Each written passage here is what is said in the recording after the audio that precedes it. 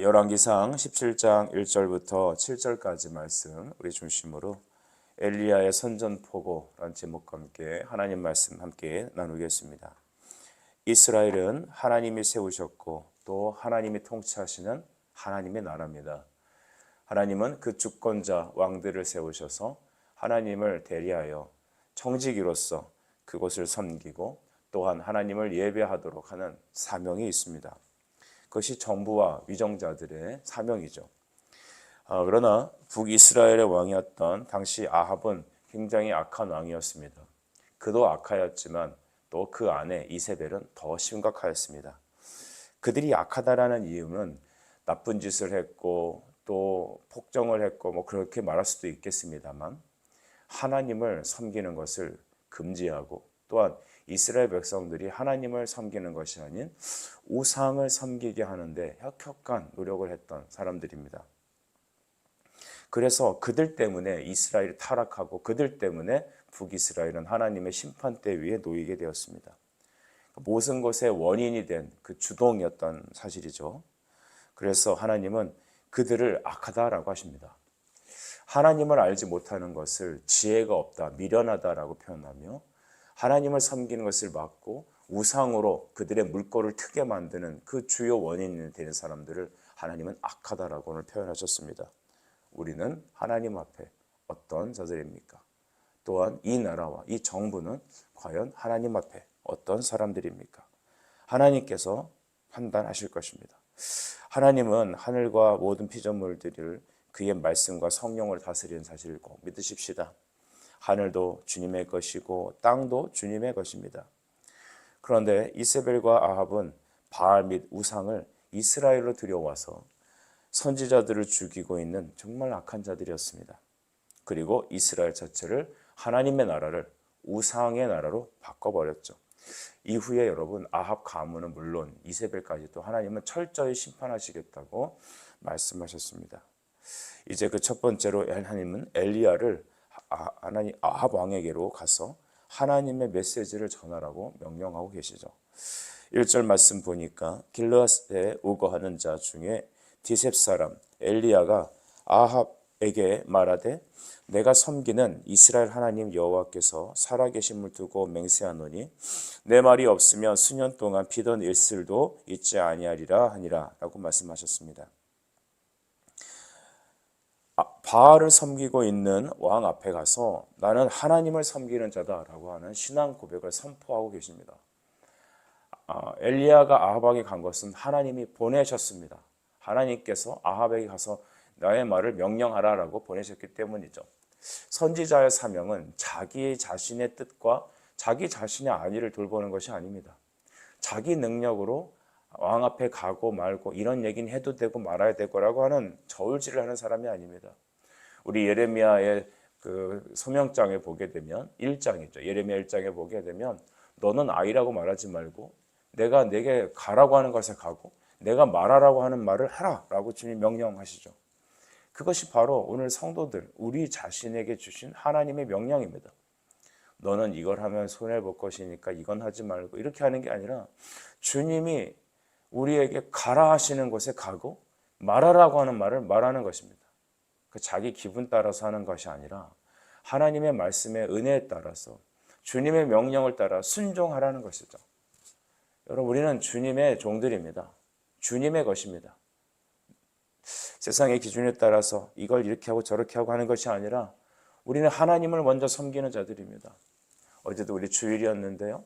우리 주일 성수나 이런 부분들을 봤을 때 우리는 하나님이 우리 하나님이시기 때문에 우리는 하나님을 섬기는 것이 먼저이기 때문에 항상 삶의 가장 중요한 부분을 하나님을 두는 것이죠. 그런데 우리가 주님을 주목하지 않고 그의 말씀을 통치를 받지 않기 시작한다면 우리는 바로 이 세상이란 바알에게 하나씩 하나씩 마음을 내어주는 것입니다. 여러분 잘 보십시오. 여러분의 똑똑함으로 여러분의 생각대로 판단하고 타협하고 가면 갈수록 여러분은 멀게 돌아갈 것입니다. 여러분은 더 많은 연단과 트레이닝을 받을 것입니다. 테스트는 통과해야 나가는 것이죠. 하나님은 우리를 바로 엘리야처럼 부르셨고 다시 세상 속으로 보내시는 주이십니다. 그러므로 내가 할 수 있다 없다라는 것도 판단하지 마시고 하나님이 하시고자 하면 순종하는 것입니다. 이 아침에 여러분에게 하나님을 섬기는 그 섬김의 은혜가 먼저 있기를 간절히 바랍니다. 이스라엘 하나님 여호와께서 살아계심을 두고 맹세한다. 그는 하나님이 죽은 하나님이 아니라 살아계신 하나님이라 믿습니다.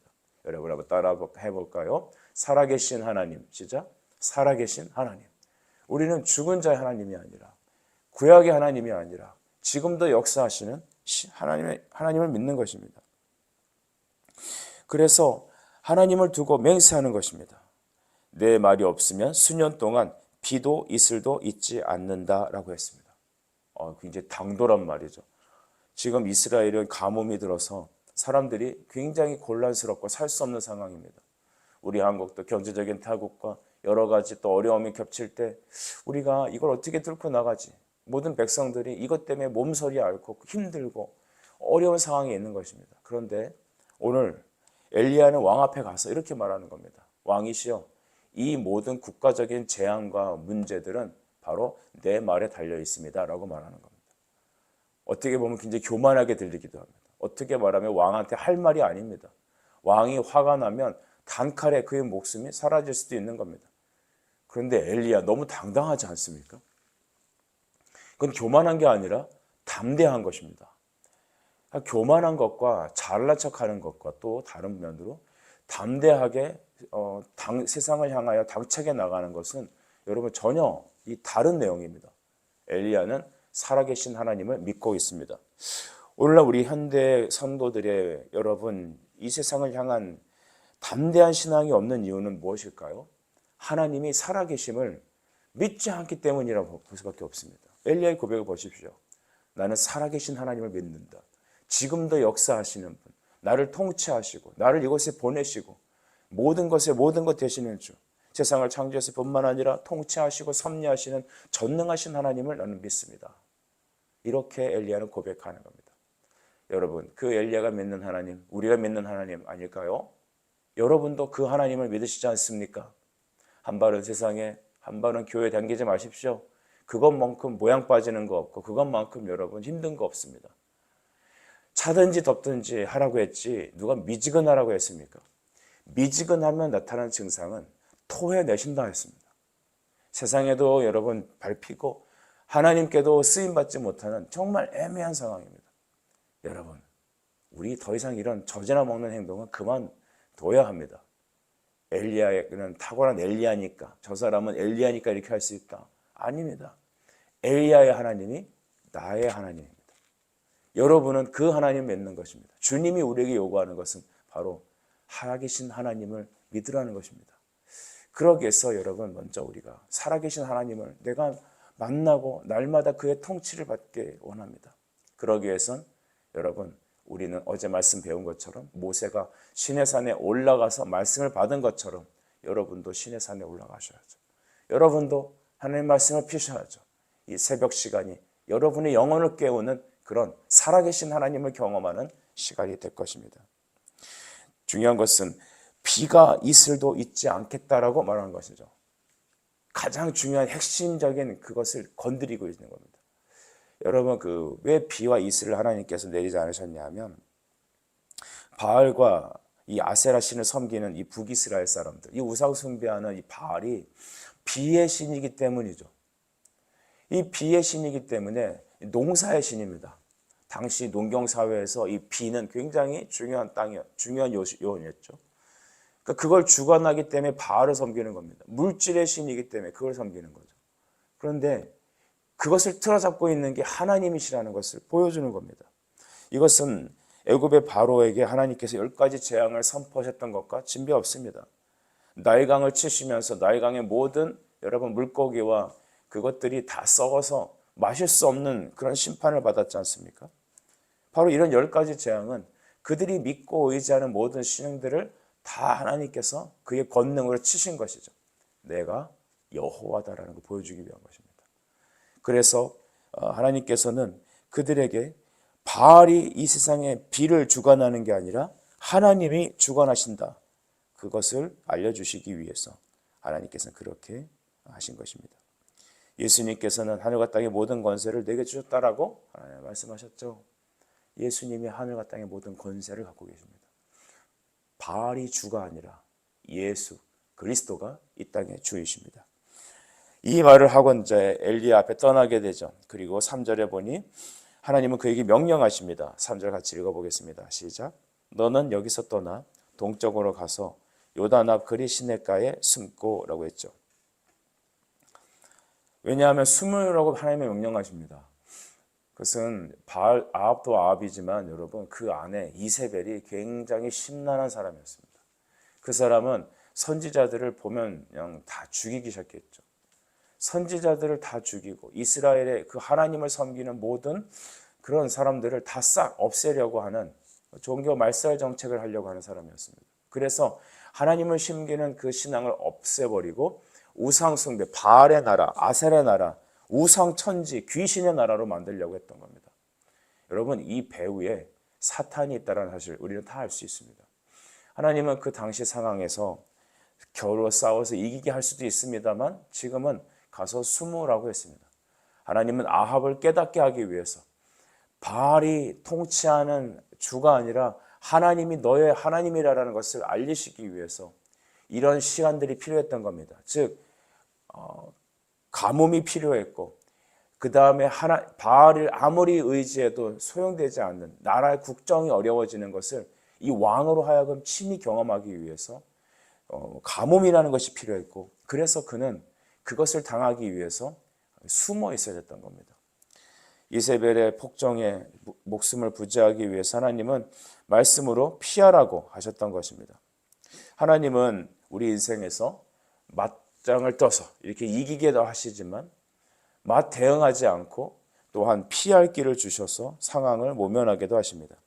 우리 고린도전서 10장 13절 말씀 보면 사람이 감당할 시험 밖에는 너희가 당할 것이 없나니 오직 하나님은 미쁘사 너희가 감당하지 못할 시험 당함을 허락하지 아니하시고 시험 당할 즈음에 또한 피할 길을 내사 너희로 능히 감당하게 하시느니라. 아멘. 피할 길을 내셔서 시험 당할 즈음에 피할 길을 내셔서 너희로 감당하게 하신다는 겁니다. 하나님께서 함께 하시면 우리에게 피할 길을 내십니다. 그러므로 어려운 일 당할 때 위기 상황에서 세상의 방법을 찾는 것이 아니라 하나님께 더 굳건히 붙잡고 그 앞에 나가는 것, 그것이 여러분 신자의 태도고 하나님이 여러분에게 요구하는 것입니다. 엘리야는 지금 요단의 그리 시냇가에 숨게 되었습니다. 그리고 하나님의 대안은 무엇이었습니까? 바로 4절에 보니 시냇물을 마시라고 했고 또 먹을 것은 까마귀를 통해서 먹게 하셨습니다. 세상 사람들에게 가서 그리 시냇가에 숨어라라고 하면 다음 같은 질문을 하지 않겠습니까? 뭐 먹고 살아야 되는데요? 내 생명 누가 보존하는데요? 왜냐하면 그 시냇가에는 가뭄 물밖에 있지 않고 그곳에서는 여러분 먹을 게 없지 않습니까? 어떻게 내 안녕을 보장받습니까? 그러니까 그리 시냇가에 사람들이 안 가는 겁니다. 가더라도 뭘 준비해서 간다고 미적거리는 것이죠. 근데 하나님은 다른 얘기하지 않습니다. 하나님 우리 앞에 디테일하게 어떻게 이 체크리스트를 주지 않습니다. 우리가 뭘 하라고 하는 이 큐시트를 허락하지 않습니다. 하나님은 말씀만 하십니다. 우리가 말씀 앞에 아멘하고 그 하나만 갖고 가게 하십니다. 믿음의 조상 아브라함도 보십시오. 이 갈대아 우르에서 세상에서 당연한 세상적인 논리와 원칙 속에 살던 이 사람이 어느 날 갑자기 하나님이 너는 너가 있는 그 본토 아비집을 떠나 내가 내게 지시할 땅으로 가라라고 하시지 않습니까? 지시할 땅으로 가래요. 그러니까 아브라함이 그 하나님 말씀만 붙잡고 정든 고향을 부모를 다 내려놓고 삶의 모든 기반을 내려놓고 떠나지 않습니까? 하나님의 말씀만 가는 겁니다. 이스라엘의 광야에서 여러분 출애굽 이후에 광야 40년 동안 이스라엘 백성들이 한 것은 구름 기둥과 불 기둥만 보고 가게 됐습니다. 구름 기둥과 불 기둥이 움직이면 그들은 즉시 텐트를 걷고 이동해야 됐던 것입니다. 인생은 광야로 설명되옵니다. 우리는 영적 가나안에 들어가는 그 마지막 순간까지 이 광야라는 세상 속에서 하나님의 불 기둥과 구름 기둥을 쫓아가는 사람들입니다. 주님이 있으라 하면 있고 주님이 가라 하시면 가고 주님이 멈추시면 우리도 멈추는 것. 그것이 바로 나그네 인생입니다. 나그네는 자기의 주장이 있는 게 아닙니다. 하나님이 머무라 하면 머물고 가라 하면 가고 그만이라면 그만인 것이죠. 여러분, 우리 이렇게 인생을 다시 살아가는 영적인 질서가 필요한 것이죠. 그래서 창세기 15장 6절에 아브라함이 하나님을 믿음에 이를 그의 의로 여기셨다라고 하셨습니다. 우리가 의롭게 여김 받는 것은 우리가 하나님 말씀을 믿을 때입니다. 환난 때에 하나님 말씀을 쫓아가십시다. 기독교인들에게, 신자들에게 기도와 말씀을 의지하는 것은 광야에서 구름 기둥, 불 기둥 의지하는 것 같습니다. 가장 지혜로운 것은 여호와 앞에 무릎 꿇고 기도하는 겁니다. 이 새벽에 하나님께 나아가는 것이죠. 여러분, 그래서 이 디셉 사람 엘리야는 그 시냇가에서 머물기 시작했습니다. 그런데 6절에 보니까 까마귀들이 아침에도 떡과 고기를, 저녁에도 떡과 고기를 가져왔다고 합니다. 가장 좋은 것, 가장 좋은 음식을 먹게 하셨습니다. 하나님이 하셨습니다. 하나님이 주시면 먹었고 하나님이 주지 않으면 살 수 없었습니다. 그러나 하나님은 한 번도 그를 굶기시거나 그를 위험에 빠뜨리게 하지 않으셨습니다. 놀라운 것은 까마귀라는 것은 이제 좀 부정적인 의미가 있습니다. 이 특별히 유대인들에게는요, 이 정결 예식에 있어요. 그래서 이 먹지 말아야 될 것이 있고 손에 대면 안 되는 것이 있죠. 뭐 돼지고기도 그렇고요. 근데 이 까마귀는 이 부정한 짐승에 속합니다. 하나님은 꼭 엘리야에게 이 까마귀를 통해서 역사하십니다. 왜냐하면 까마귀의 죽은 고기를 먹겠죠. 그래서 하나님은 이 부정한 짐승을 일부러 그에게 주셨던 것입니다. 하나님이 거룩하다 하시면 다 거룩합니다. 말씀과 기도로 거룩해지는 것이지. 여러분, 그래서 하나님은 이 엘리야에게 이 까마귀를 통하여서 하나님의 섭리를 주시는 겁니다. 그리고 그는 그곳에서 먹고 마시고 있었습니다. 7절 보시면 땅에 비가 내리지 아니하므로 얼마 후에 시내가 말랐다고 합니다. 얼마 후에, 잠깐 동안. 여러분, 그 이후는 어떻게 해야 돼요? 그 이후는 하나님이 하실 겁니다. 우리 수많은 경우에 내일은 어떻게 하냐라는 그 다음 스텝, 플랜 B를 요구합니다. 물론 우리는 계획을 하고 우리가 미래를 준비해야 합니다. 하지만 플랜 B는 하나님께 있습니다. 사람이 계획을 세울지라도 걸음을 지도하시고 인도하시는 이는 하나님이시라고 했습니다. 우리는 계획을 하고 준비하며 갈 필요가 있습니다. 그러나 사도 바울처럼 하나님께서 마게도냐인들을 통하여, 환상을 통하여 그쪽으로 하나님의 선교 방향을 틀면 우리가 아시아로 가는 방향을 준비했다 한들 다시 하나님의 마게도냐 방향으로 방향을 선회해야 합니다. 왜냐하면 우리 하나님이 우리의 주권자이시기 때문입니다. 말씀을 정리합시다. 여러분, 불기둥과 구름기둥을 따라가는 인생, 말씀을 따라가는 인생, 어떻게 보면 참 바보 같고 어리석어 보입니다. 그러나 십자가를 의지하는 길은 가장 지혜로운 길입니다. 야고보서 1장 17절 말씀에 온갖 좋은 은사와 온전한 선물이 다 위로부터 빛들의 아버지께로부터 내려오나니 그는 변함도 없으시고 회전하는 그림자도 없다고 하셨습니다. 이제 하나님의 말씀에 따라 갑시다.